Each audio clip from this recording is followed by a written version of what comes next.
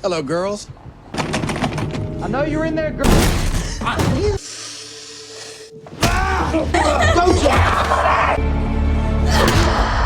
The story begins in a heavy mood. We see two young sisters, Spider and her little sibling, sobbing over their mother's body. She passed away the night before from a drug overdose. With sorrowful hearts, they quietly lift their mother's body and place it inside an old chest that was sitting in a shed close by. Spider's little sister tearfully says a final goodbye to her mom, showing her love. As a last memento, she removes her mother's locket to keep for herself. But as the older sibling, Spider was also scared of her own overwhelming sadness. She feared that if anyone on the outside discovered their mother was dead, officials would take them away. This would mean the two sisters would be torn apart for good. Spider refused to let that happen to her younger sister. So, she decides to create a pretense that their mother is still living with them. The very next morning, the girls head off to school like normal. However, the younger sister was now wearing their mother's locket. For this reason, Spider tells her to remove the locket and leave it behind. Once they get to school, she reminds her again to keep their mother's death a secret from everybody. Later, to ease her burden, Spider confides in her best friend about what happened. She made her friend promise not to tell a single soul. Spider explained that she could not bear losing her little sister, no matter what. So, her friend agrees to help her through this sad time and offers her support. However, that very first evening, the younger sister frightens Spider. She arrives home from school with her friend and the friend's grandmother. This makes Spider panic, and she lectures her. She also warns her never to bring visitors to the house again. Strangers could enter their home and discover the secret they were hiding. But on top of the fear of their secret getting out, they were about to face a brand new challenge. Slowly, their supply of food started to dwindle. There were still 6 more days until their mother's monthly money was due. So, the sisters agree they must try to eat less for the next 6 days. Then, unexpectedly, their mother's friend named Ree shows up at the house to see her. To get rid of him, Spider lies, saying their mother left about an hour ago with a female friend. Ree seems to suspect that Spider might not be telling the truth. For the moment, though, he just asks them to call him when their mother returns. After saying that, he finally leaves the house. Full of fear, the younger sister keeps saying that Ree might come back to check again. This makes Spider angry, so she yells at her. Because of this, her sister sits by their mother's body and begins to weep. Spider then goes to her, gives her a hug, and explains that Ree is just a drunk. Once he realizes their mother doesn't care for him, he will move on to another person. To cheer up her sister now, Spider takes her shopping after they get some cash. They purchase plenty of groceries, enjoy themselves, and begin to eat some of their food while sitting outdoors. For the first time in many days, they were eating a proper meal.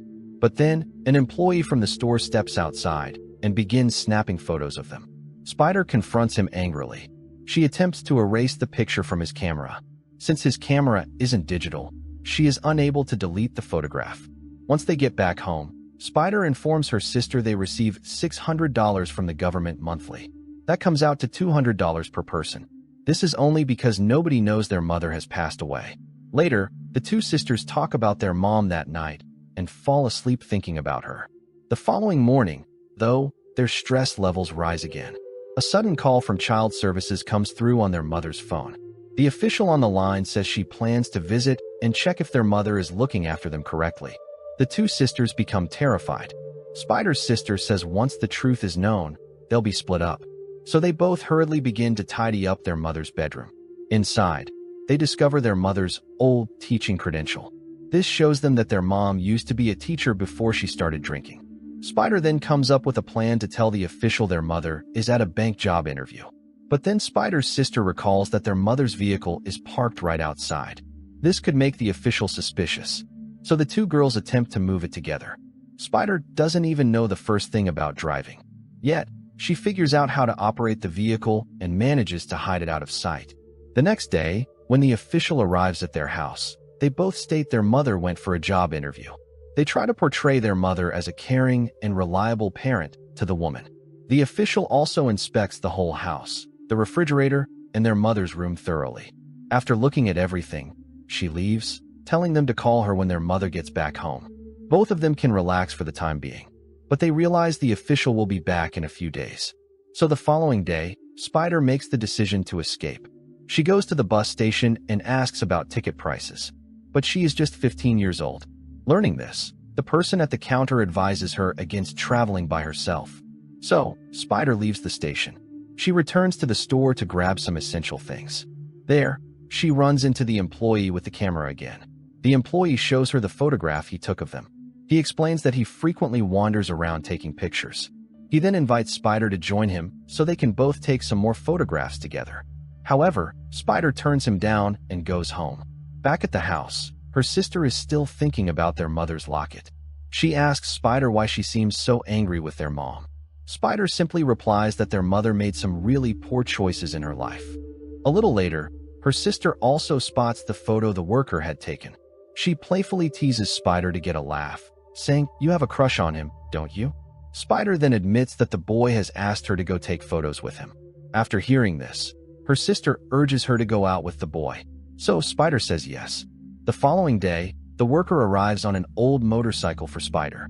The two of them ride together to a distant forest and finally stop in one spot. Spider jokingly asks him if he's a murderer. The worker just smiles, and then they walk into the woods. There, the worker shows her how to operate a camera and capture some images. On the way back, he brings Spider to his darkroom, where they develop the pictures. There, Spider learns about one of his customers who creates false certificates, since he was an official document maker. Afterward, the worker drops Spider off a short distance from her home. He gives her a small digital camera and tells her to borrow it for a few days. When Spider gets home, both she and her sister are feeling joyful. Slowly, the two sisters start healing from the sadness of losing their mom. By finding little happy moments, they start to lean on one another. But their joy is short-lived. One afternoon while they are at a cafe, Ree shows up and angrily asks about their mother. This is because their mom hadn't been in touch with him for a long time. He threatens Spider, telling her that if her mother won't see him, she must give him back his $300 by Friday. The sisters are worried since they need the money for their own survival. Filled with fear, the next day Spider goes to a shop and sells the digital camera the worker gave her. But she only receives $50. To make up the remaining amount, she also pawns her mother's locket. That night, she walks to Ree's van and hands over the cash. She also tells him to leave them completely alone. But Ree starts making fun of Spider about her mother and speaks cruelly. He says their mother is just a drunk who is always high. He says if she was sober, she would never let her go out alone. Hearing this, Spider falls apart, runs off crying, and goes to the shed.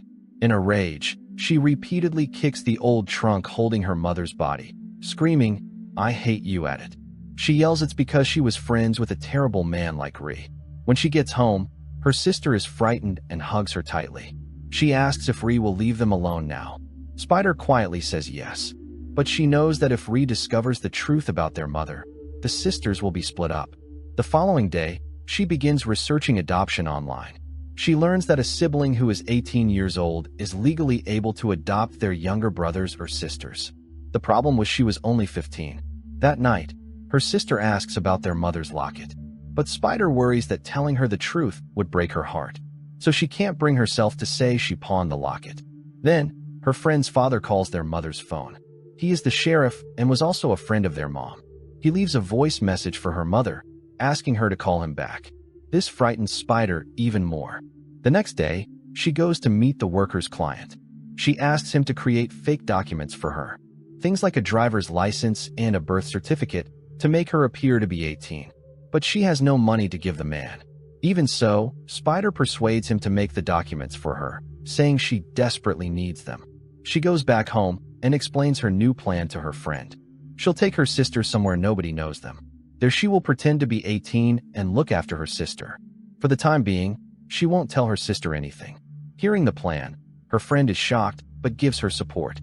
The next day, Spider goes to the shop to return the worker's camera. She tells him to stay away from her.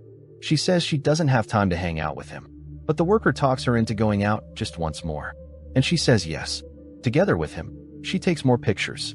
And very slowly, she begins to like him.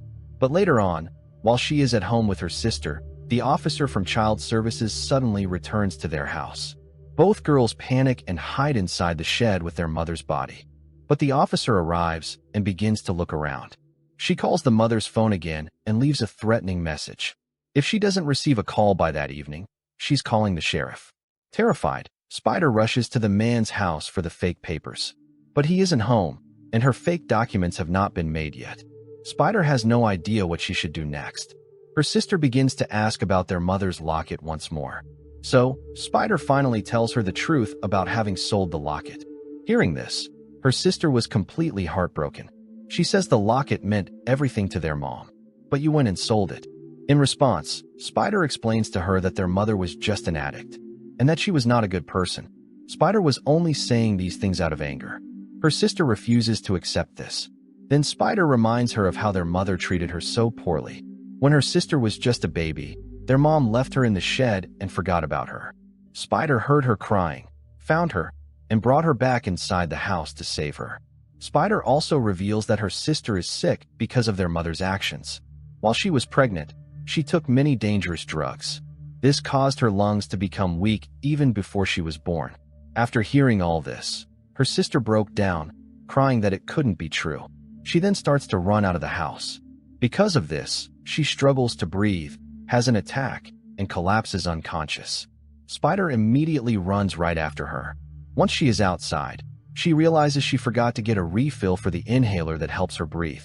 She panics and calls 911.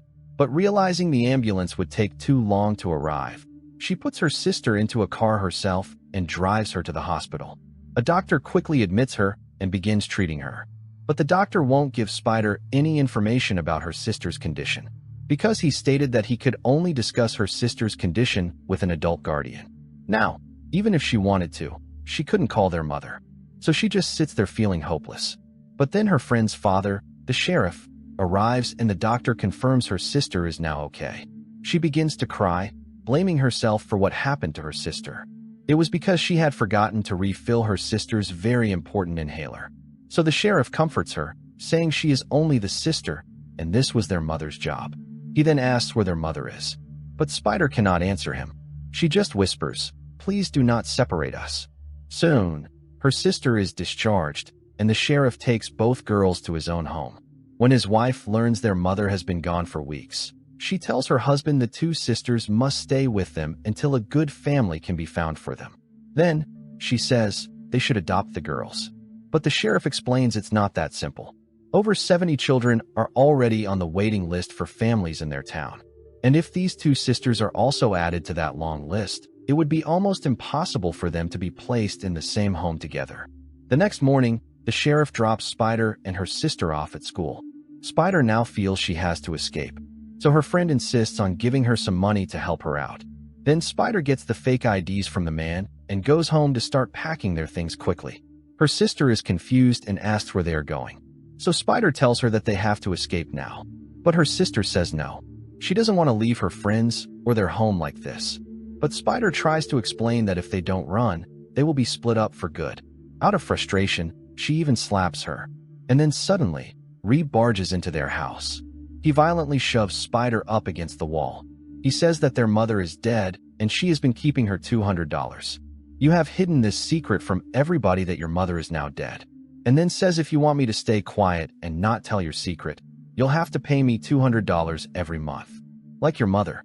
But his intentions seemed much worse. So before he could do anything terrible, the two sisters fight back together. Spider hits him with a baseball bat, knocking him unconscious.